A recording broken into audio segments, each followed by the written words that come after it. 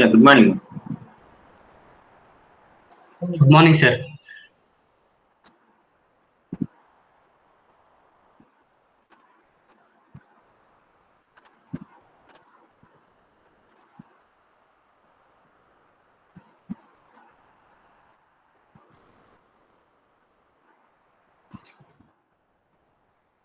Yeah, in the last class we have seen about virtualization.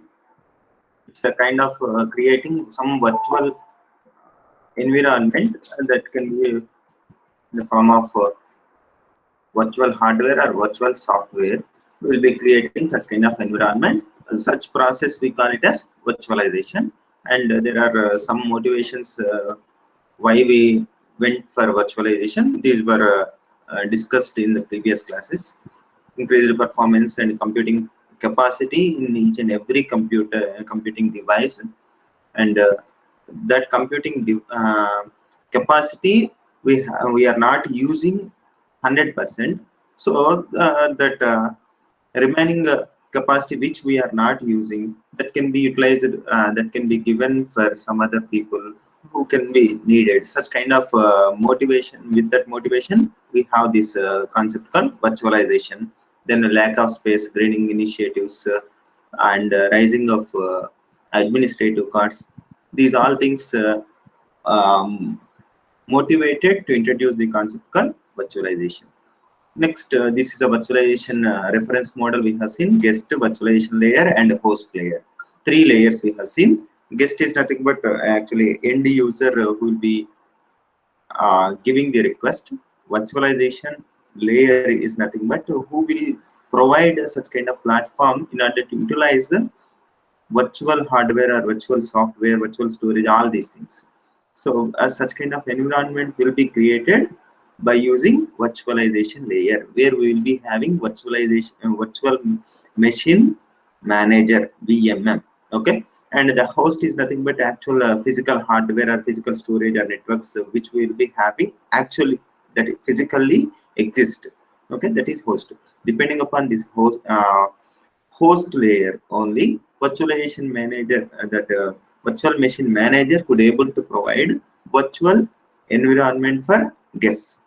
Okay, this is what we have seen with respect to virtualization reference layer.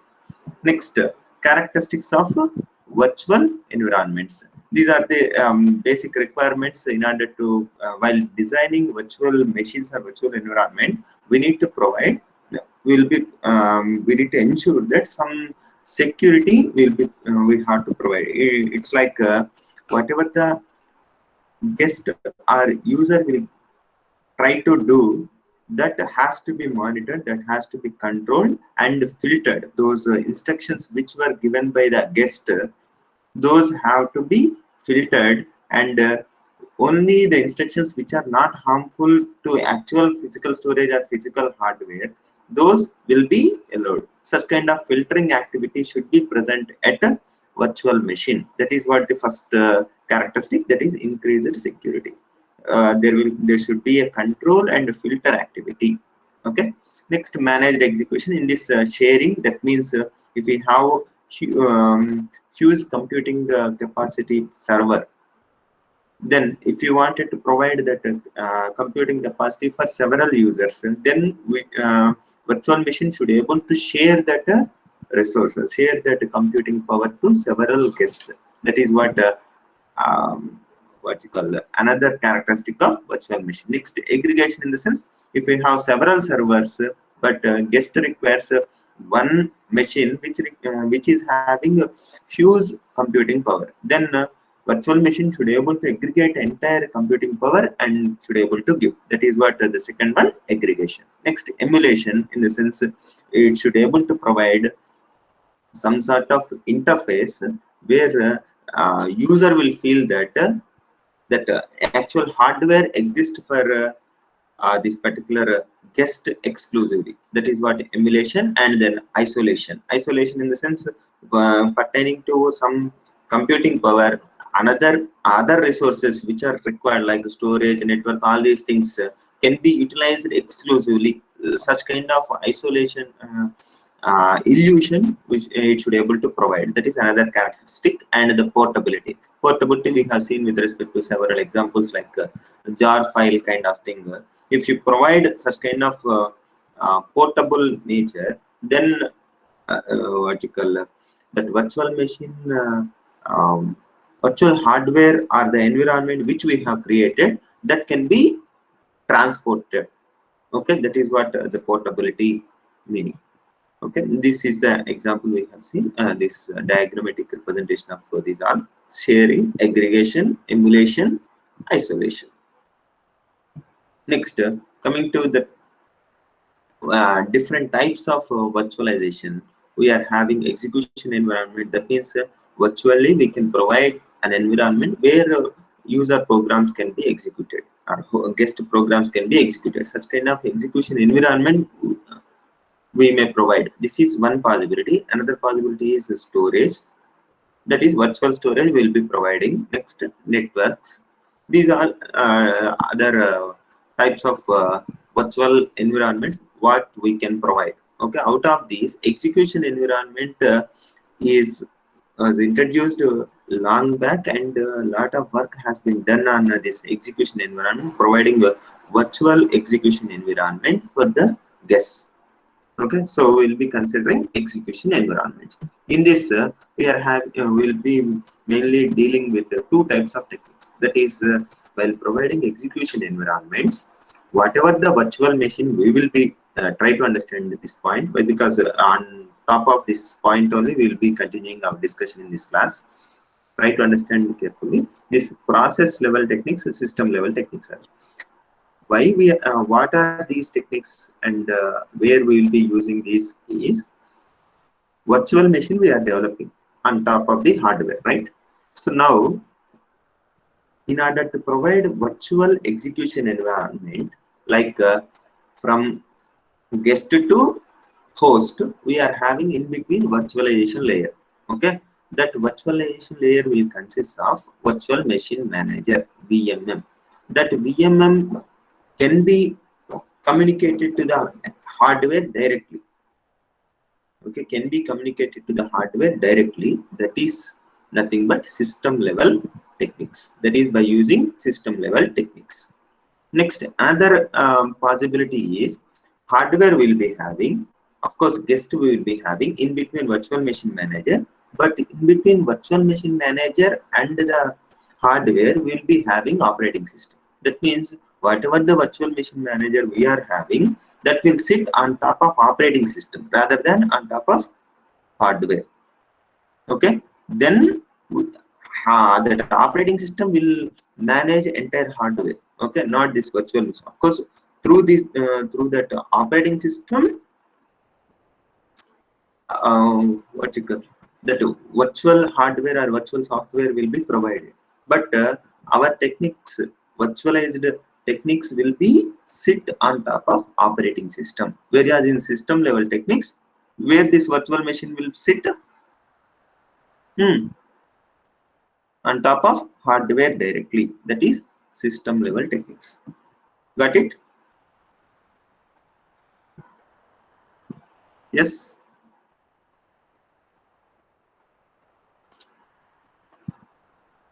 Yes, please respond now.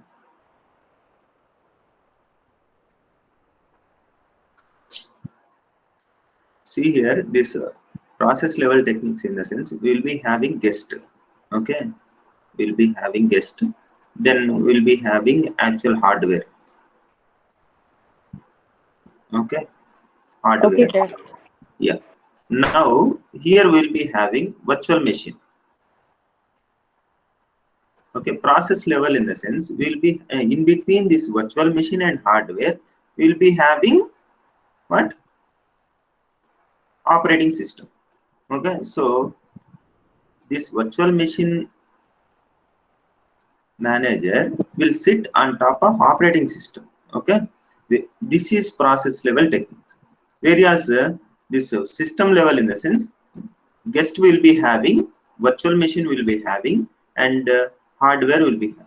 Okay, this virtual machine manager will communicate directly to the hardware rather than with the operating system. Okay, that is what the difference. System level techniques, process level techniques. Okay, now This is the hierarchy of virtualization techniques, which we have seen earlier, like execution environment will be providing, storage, and a network. Out of these, what we are dealing? Execution environment. In this process level, system level. Okay, process level, system level. Okay, any of these two, if we use, what we will be giving as the final product. That product is nothing but that can be an application where for an application we will be providing some sort of execution environment, or virtual programming interface we will be providing, or virtual operating system we may provide, or virtual hardware will be providing. Any of these products we will be giving as the end product to the guest. Okay, such kind of outcome we will be getting. Okay, this is what the hierarchy. Now coming to the machine reference model, that is virtual machine reference model, we can say virtual machine reference model. Here applications are nothing but actual guests. Okay, guests are users. Okay, next, libraries, operating system, and the hardware. Here in between hardware and operating system, we will be using an interface called instruction set architecture. Hardware is nothing but, let us consider this is a chip. Okay, for a chip or a microprocessor, we can say. For microprocessor, we will be having certain set of instructions, right? That instruction set can be considered as an interface through which we will be communicating to the microprocessor, isn't it? Understand my point? Instruction set architecture is nothing but the interface. It's like language is the interface to communicate to people. Similarly, here instruction set architecture is the interface to communicate with the hardware. Got it? Yes, please respond. Yes, sir. Yeah. Now, operating system, with the operating system, these applications or libraries can be communicated through another interface called ABI, application binary interface. Okay, ABI in this application binary interface. With these by calls, this particular library users will communicate with the operating system. Next, this API, you know this one, I think, application programming interface. These are used to interact with the libraries. Users will communicate with the libraries through these API interface, application programming interface. Then with the operating system by using ABI interface, application binary interface. Then operating system in turn will make use of this instruction set architecture, which is exclusively designated for communicating corresponding hardware. Every microprocessor will have its own set of instructions. That with those set of instructions only we could able to operate that. We could able to utilize that microprocessor. Understand? Like 8085, 8086. These all are some microprocessor, right? Processors, right? 8051 is a microcontroller. You know these kind of series, right? Yes or no?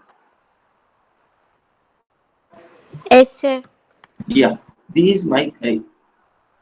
Suppose if you have instruction set for 8085, can we use same instruction set for 8086? 8085 instruction set we are having. Can we use same instruction set in order to communicate to 8086? Yes or no?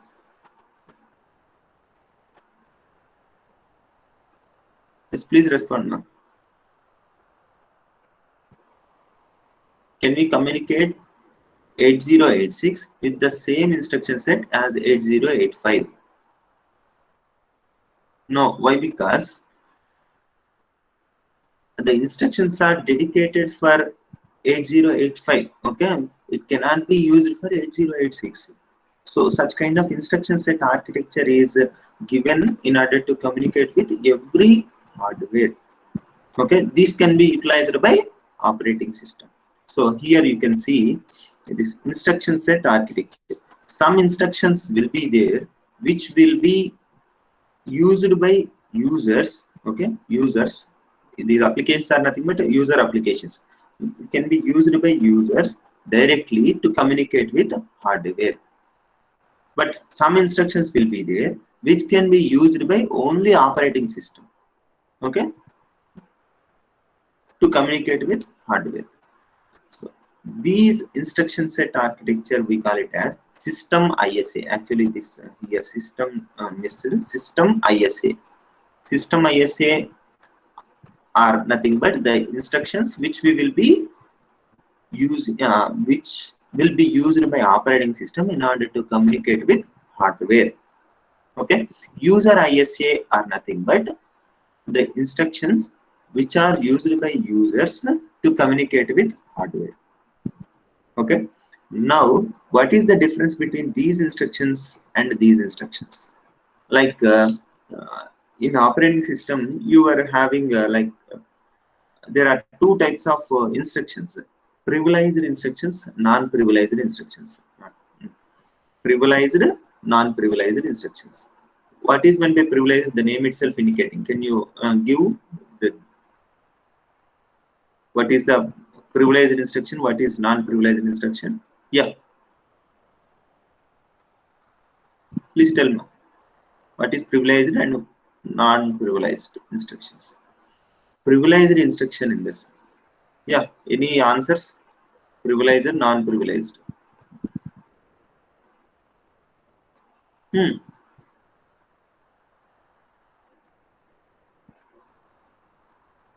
Non-privileged in the instructions in the sense these instructions can be executed independently. It will not affect any hardware resources in general. Just they can be used without affecting the system state. Those instructions outcome will not affect the actual hardware. Okay, that means in other sense we can say it will not make use of shared resources, shared memory. Let us say one memory is being shared among several users, then the instructions which will not make use of that which will not update or modify that shared memory, we can say it as non-privileged instructions. Whereas the instructions which will affect or delete or edit the shared memory, such kind of instructions we can say it as privileged instructions. So whenever we try to execute non-privileged instructions, can we need to bother about the resources which are held by other users and all? While executing non-privileged instructions, we no need to bother about other users execution. But whereas while executing privileged instructions, we have to consider other user applications which are being used, using that shared memory. That is the distinction between privileged and non-privileged instructions. Okay. Now coming to this user ISA and system ISA. What are these? Is like whatever the privileged instructions we will be having, those will be taken care by this operating system ISA, we can say. Non-privileged instructions are user ISA. Okay, now how we can or while executing these instructions, what are the things to be taken care? That is when there are two types of modes of executing instructions. One is supervisor mode, another one is user mode. Have you heard of these things? Supervisor mode, user mode. Yes.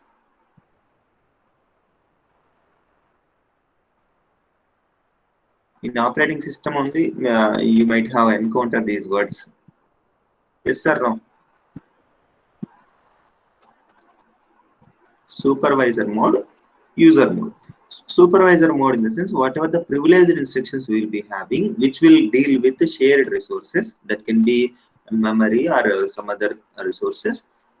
those will be executed in supervisor mode. Whereas user mode, in the sense user ISA, non-privileged instructions will be executed. Got it? Supervisor mode, user mode. Yes.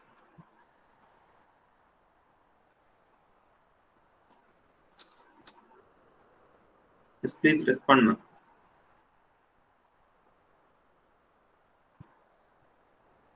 Have you understood? Yes, sir. Yeah. So now, depending upon these instructions, privileged, non-privileged instructions, there will be certain level of security which will be provided in order to give access to actual hardware. I'm repeating once again. Depending upon these instructions, there are certain levels of security is provided.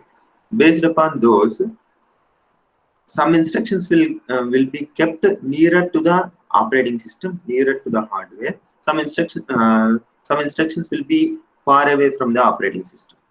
Okay, it's like certain hierarchy we will be maintaining in order to give priority to each and every instruction. Okay, that is what we'll be seeing in this. See here, there are 4 rings. Actually, there is no fixed thing that you need to have 4 rings only, but in general, this kind of hierarchy will be maintaining. Like ring 0, ring 1, ring 2, ring 3, like this we are having.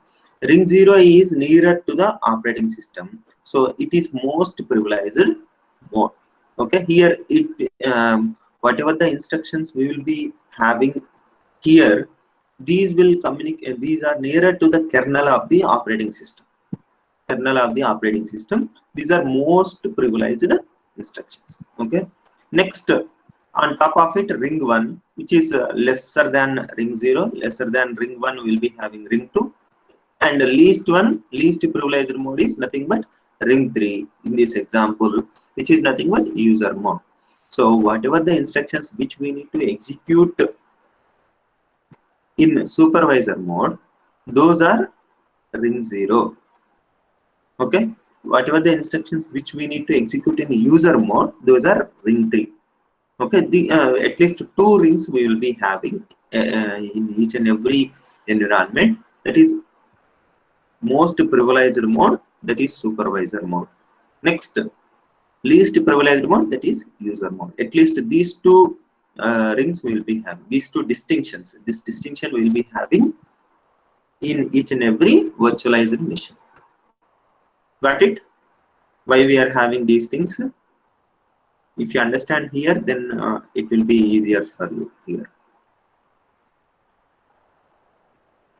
We will be having 2 types of instructions, privileged and non-privileged. Privileged will make use of shared resources, whereas non-privileged will not use. So there are 2 modes of executing these instructions. One is a supervisor mode, another one is user mode. Supervisor mode is nearer to the kernel of the operating system, so it is it is being used for executing most privileged instructions, whereas non-privileged instructions will be executed at user mode.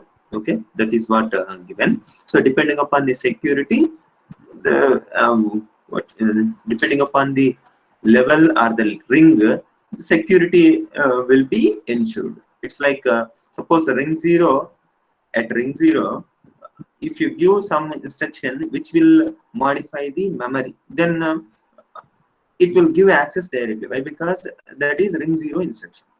Okay, that is being operated in ring 0. So security what you call security policy will allow it to execute. Whereas ring 3 from user mode, if you try to edit the memory, then it will wait for it. It will not give direct access because of the security policy. That is the difference between user mode and supervisor mode. Shared memory, it cannot be modified from ring 3, whereas from supervisor mode we could able to modify it. That's why this distinction is there. Yeah. Next, This is hardware hardware level virtualization. Here we will be having 4 components, and just will be having a guest. It's nothing but a user programs. Of course, we have seen this architecture, right? Virtual machine architecture. How we'll be having guest, will be having host, will be having virtualization layer. So same thing in other words, but there is one new component called VMM. What is this VMM? Is nothing but whatever the instructions we have seen here as privileged instructions, most privileged instructions. These instructions will be monitored by this VMM. VMM is called as hypervisor. Hypervisor in the sense, whatever the it is a virtual machine manager which will execute in supervisor mode. That we call it as hypervisor. Hypervisor. This term is very, very important. Hypervisor is the virtual machine manager, which can be a software in general, but can be a combination of software and hardware. Okay, in general it is a software, but it can be a combination of software and hardware. Hypervisor is nothing but virtual machine manager, and will be operated in supervisor mode. Okay, so now in this model we are having 4 components. One is guest. Guest is nothing but the user programs. Okay, we can say this one as the operating system. Next, the virtual machine. Next, we'll be having this actual hardware, that is host layer. Next, virtual machine manager is nothing but the hypervisor. These are the 4 components we'll be having in hardware level virtualization. Okay, this hypervisors which we have seen just now, that those are nothing but the virtual machine managers. There are 2 types of hypervisors, type 1, type 2. 2 types of hypervisors will be having. Like we have seen process level techniques, system level techniques, right? Depending upon that only we are having hypervisors are of 2 types. One is type 1, type 2, of course. Type 1, type 2. Type 1 will operate on top of hardware itself, whereas type 2 will operate on top of operating system. These virtual machine managers will operate on hardware directly. Such kind of virtual machines, we call it as system level, or on top of type 1. Okay, whatever the hypervisors which will operate on top of hardware, we call it as type 1, whereas on top of operating system, if those are working, means type 2. Okay, another names for these type 1 and type 2 are native virtual machine. Native virtual machine is nothing but virtual machine which will operate on top of hardware. Okay, whereas this hosted virtual machine, in the sense it will work on top of operating system. Okay, these are the 2 types. Here you can see the example. This hardware we are having, then operating system, and this virtual machine manager. This virtual machine manager is being operated on top of operating system through this API. So this we can consider as hosted VM. Whereas this second one, if you consider, virtual machine manager is working on top of operating hardware directly by using instruction set architecture. This we call it as native VM. Got it? These are the 2 types of hypervisors. Type 1, this is type 1, this is type 2. Okay, other names are native VM and hosted VM. Got it? Yes, sir. Yeah. Next, how these hypervisors can be logically visualized. Whatever the hypervisors we have considered here. Okay, these hypervisors are nothing but virtual machine manager, that you remember. This is nothing but hypervisor. This virtual machine manager is nothing but hypervisor. So this hypervisor, how it will work logically, how we can group the working of this virtual machine manager. We can say there are three components associated with this hypervisor. One is dispatcher, another one is allocator, another one is interpreter routines. Dispatcher, in the sense, just it will take the request from this virtual machine instance. Like from here, it will take instructions, and that will go to the component called dispatcher.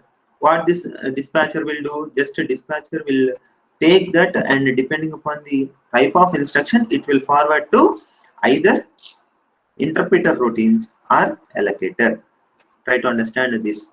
Just one single logical understanding if is enough to understand the entire scenario. See, instructions will be received by VMM. Okay. Here you can say instructions will be received from virtual machine. Then dispatcher will take it and it will forward to either interpreter routines, or another one is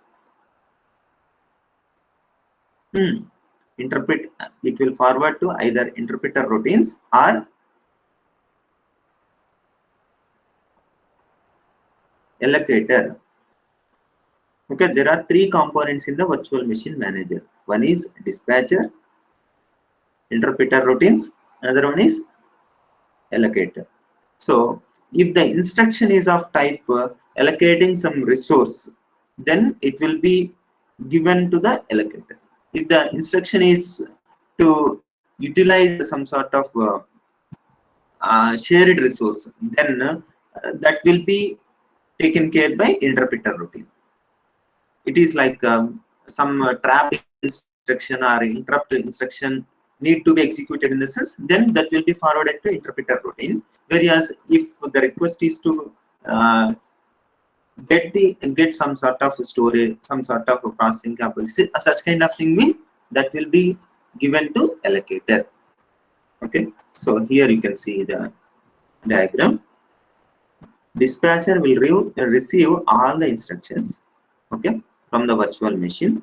Then it will consider what kind of instruction it is. If it is a trap kind of thing or some sort of setting need to be done, means that will be given to interpreter routine.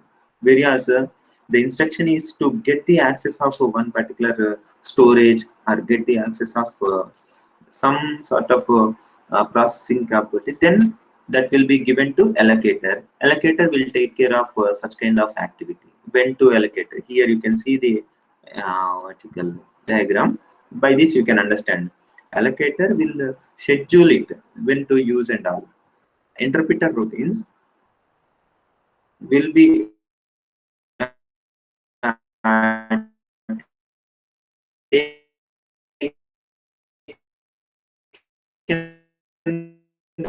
that instruction accordingly, whether it is allowed or not, utilized kind of it's more or less compiler, right? So what compiler will do once or is correct or not, whether it is allowed to execute or not, these all things will be taken care by the compiler or the interpreter, right? Such kind of activity will be done at interpreter routines. Then corresponding action will be initiated. Similarly, here allocator means just if the instruction is to get the access, then it will be given to allocator. And this is about hypervisor reference architecture. Logical grouping of the activities of virtual machine manager consists of three things. One is dispatcher, another one is interpreter routines, another one is allocator. Got it? Yes.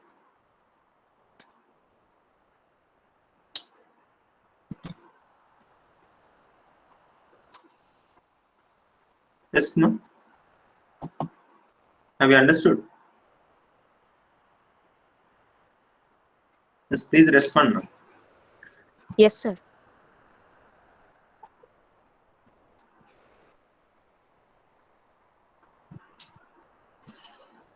Next,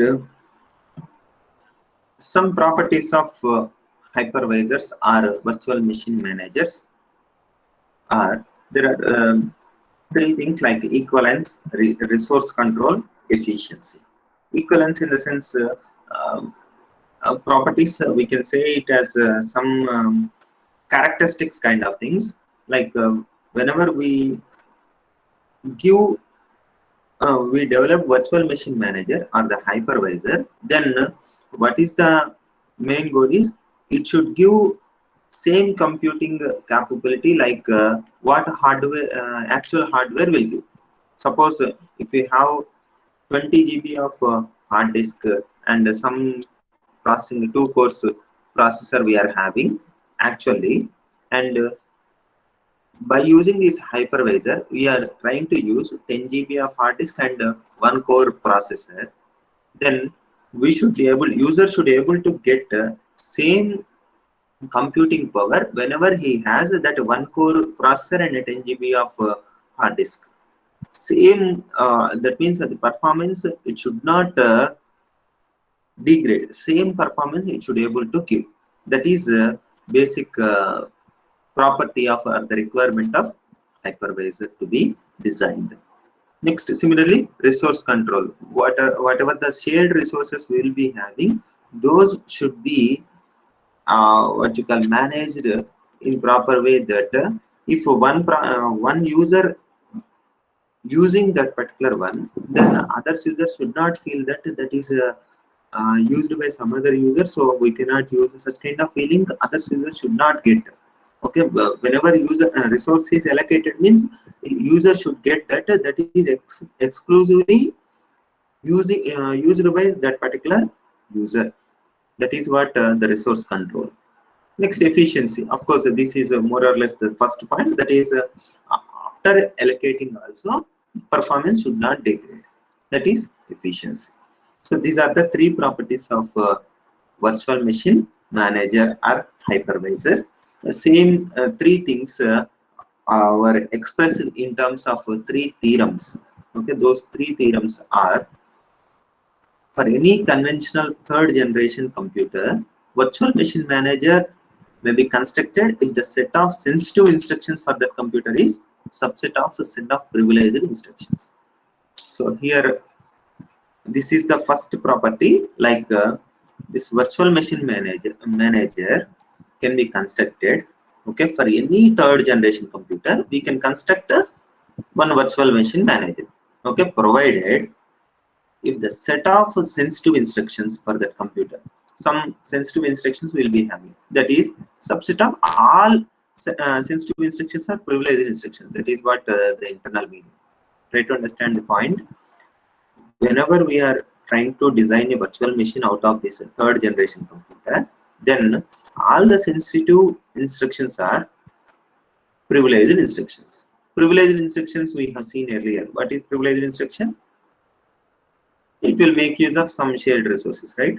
So automatically it will be taken care by the it has to be executed in supervisor mode. So that supervisor mode will be taken care by this hypervisor, right? So if all the sensitive instructions are privileged instructions, all will be executed in supervisor mode by the hypervisors. So automatically we could able to give same feeling as original hardware only we are using. Such kind of feeling, that is equivalence property. This is the first theorem. Next, second one is there is a concept called recursively virtualizable. Okay, recursively virtualizable. Before saying this, let us see what is meant by virtualizable. Here you see privileged instructions. We are having some privileged instructions in this left circles only. You see this is privileged instruction, and these are user instructions, and these are sensitive instructions. Whenever we have sensitive instructions, yes, subset of privileged instructions, then it is virtualizable. Then this system is virtualizable. Whereas here you see these are sensitive instructions. This entire thing is privileged instructions. These are user instructions. Now sensitive instructions are not a subset of privileged instructions. Why? Because there exists some other sensitive instructions which are not part of privileged instructions, isn't it? So this kind of system cannot be virtualizable. A third generation computer can be provided as the virtual machine manager, provided all the sensitive instructions are subset of privileged instructions. If not, then it is not virtualizable. Got it? Simple thing. By understanding this Venn diagram, you can understand. Yeah.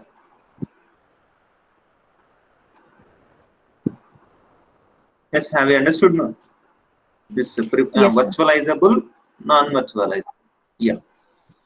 So now, based upon this, there is another notion called recursively virtualizable. What is meant by recursively virtualizable is first vertical. There are two conditions. First condition is it should be virtualizable, and the second one is,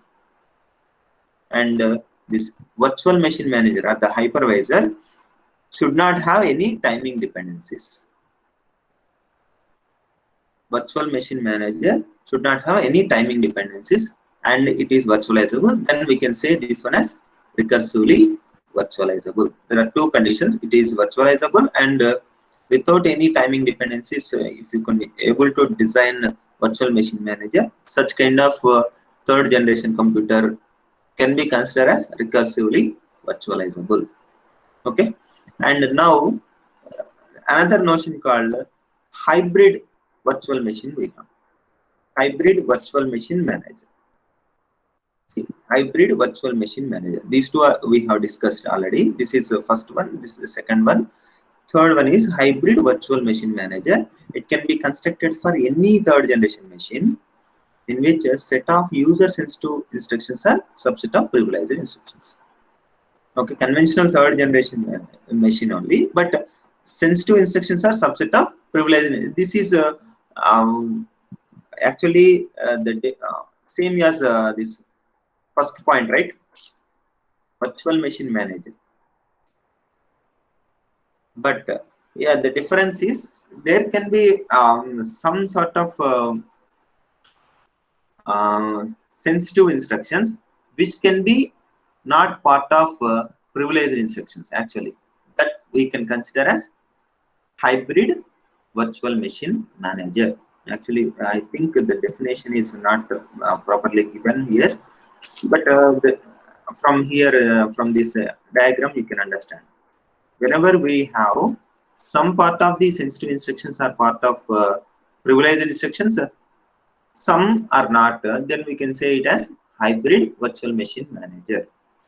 Okay, so these are the three properties of virtual machine manager or hypervisors. Okay, so this is about today's class.